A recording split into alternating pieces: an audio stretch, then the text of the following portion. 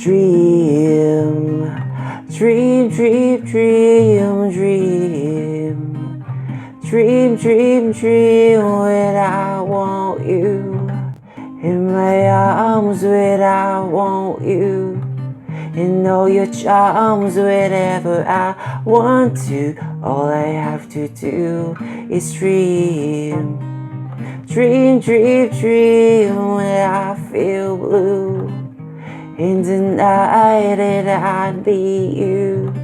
To hold me tight whenever I want to. All I have to do is dream.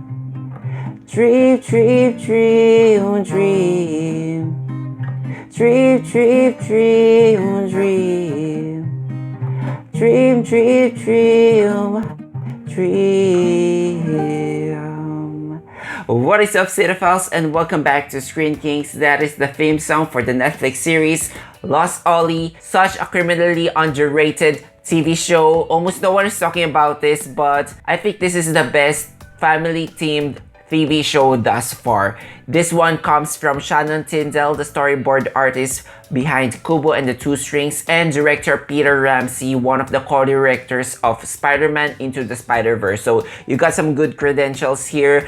Hopefully that will lure you to watch this show because I'm really engaged and I'm really moved by this show. This one talks about the story of a patchwork rabbit named Ollie, voiced by Jonathan Groff, with fuzzy memories as he embarks on a quest to find his best friend, Billy, a young boy who he desperately loves. Now let's get the elephant out of the room. This show definitely treads a familiar ground, and the movie that you're going to think is probably Toy Story. So we have here anthropomorphic toys going on an adventure. Maybe in your mind you're saying that I don't need to watch this show because Toy Story is such a classic. You can tap that. But this one is something different. I would say Lost Ollie gets darker in its approach, more melancholic in tone in general, and in dealing with these themes of loss, grief, heartbreak, and separation anxiety.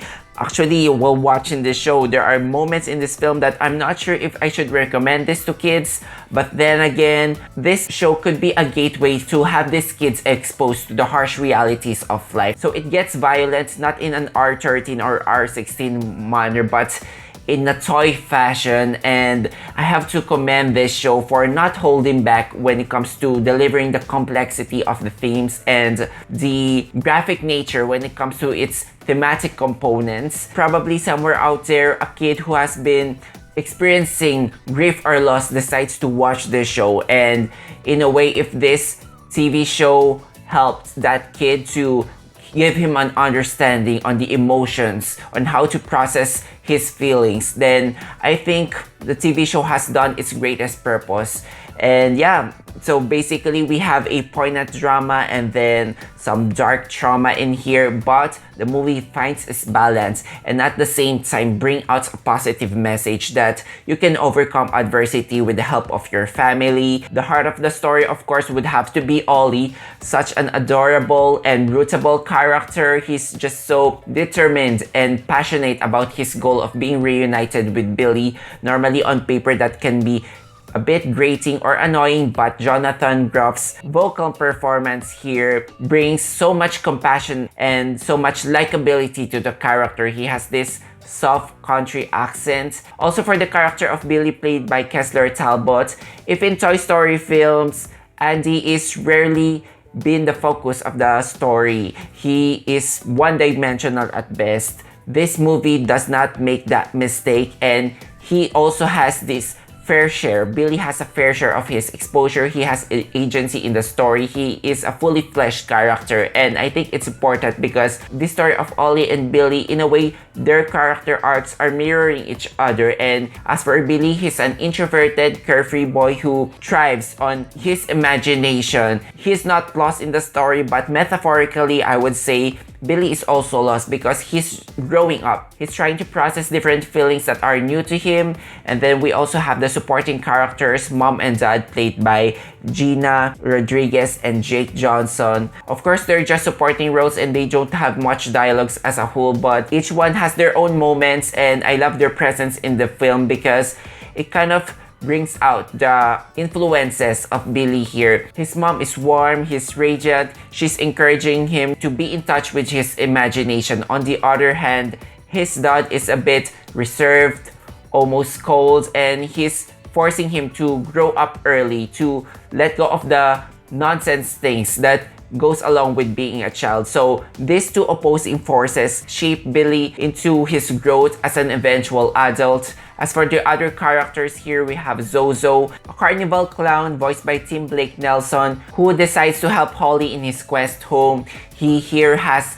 a tragic and deeply affecting backstory in episode 3. And then we also have Rosie, voiced by Mary J. Blige, Zozo's right hand, a sword-wielding bright pink teddy bear. So both of them have a rough exterior, like they have this battered appearance, so it's obvious that they have seen better days, and with that they have this emotional trauma that would also add weight to the story. What I love about the character design of these toys is that they have patches. They're not conventionally pleasant toys, but to some kid they might have value. So it's like making a statement that even if something is broken, it's beautiful. It's something that the movie Ugly Dolls tried to deliver, but with its not so subtle execution. I think I like it more in here, that you know, it says everything with its character designs, and the VFX animation really did well emerging them to the real world, because we basically have a hybrid of live action and animation here. The texture is so detailed when it comes to animation, so it feels like they seemingly blend well to the background. It adds to the whole immersive experience. If there's anything negative that I can say to this film, maybe when it comes to its format, it chose to do a 40 to 50 minute episode arc when I felt like it would have been stronger if it's just a movie, like a 2.5-hour film at maximum. Of course, if they decide to trim the fat here, that would require sacrificing some of the good scenes, but I think that is necessary because I think this movie would have gained more exposure if it is a movie. But then again, Netflix really did a bad job in marketing this one, or maybe not just this one, almost everything in their library, except if you're a hit show like Stranger Things, or if you're an A-list movie like The Gray Man.